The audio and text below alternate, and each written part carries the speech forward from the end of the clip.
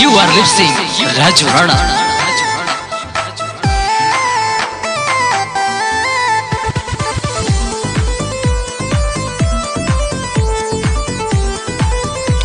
आप सभी ग्रामवासियों को रविदास पूजा की ढेर सारी शुभकामनाएं। झूमते रहें और झुमाते रहें। बाबा रविदास जी महाराज की जय। चलो न भौजी सहदुलेपुर के मेला बा, सुनिले होला बड़ी भीड़ हो। बाबा रविदास जी के महिमा महान बा, पहला चरण के नीर हो। ए भौजी चल न हो, चल न भौजी सहदुलेपुर के मेला बा, सुनिले होला बड़ी भीड़ हो। बाबा रविदास जी के महिमा महान बा, पहला चरण से नीर हो। करना तेरी भौजी चहला तू सकेरी देख, होई गईले भोर। भौजी तनी निकली बहरिया, सुनी भइल पूजवा के बेर। भौजी तनी निकली बहरिया, सुनी भइल पूजवा के बेर। भौजी तनी निकली बहरिया।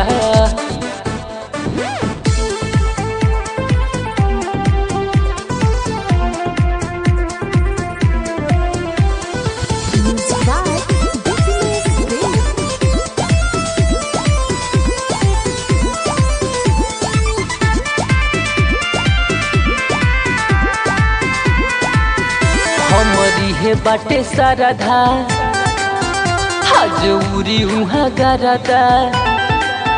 झुके बाबा के चरनिया, एगो किन लिह परदा।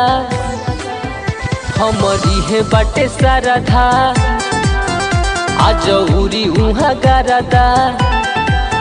झुके बाबा के चरनिया, एगो किन लिह परदा।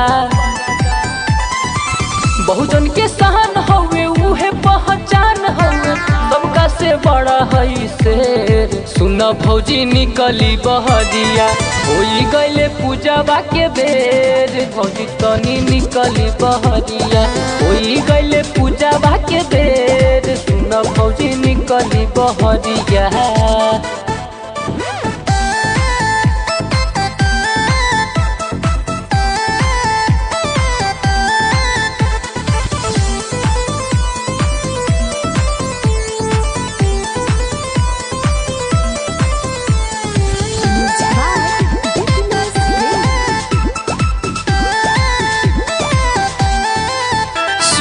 सुन भौजाई, परसा दिल बनाई। ढेर हो खताबे देरी, चल कल न पूजाई। सुन भौजाई, परसा दिल बनाई। ढेर हो खताबे देरी, चल कल न पूजाई। गाँव नगर टोला मोहल्ला बटियाइल, अब जनी कर तू कुबेर। भौजी तनी निकली बहरिया, होई गईले पूजवा के बेर। भौजी तनी निकली बहरिया, होई गईले पूजवा के बेर। भौजी तनी निकली बहरिया।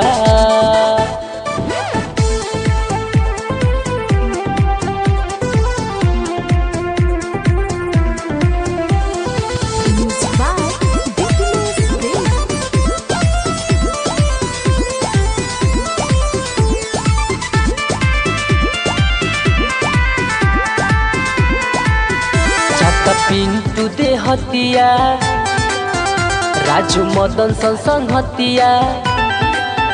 ले लो पूजवा के थाली, सच मन न तू बतिया। जाता पिंटू दे हतिया, राजू सोनू संग हतिया। ले लो पूजवा के थाली, सच मन न तू बतिया। बाजता डीजे उहाँ झूमता सोभे, करना हेरा फेरी। भौजी तनी निकली बहरिया, भइल जाता पूजवा के बेर। भौजी तनी निकली बहरिया, होई गइल भौजी तनी निकली बहरिया।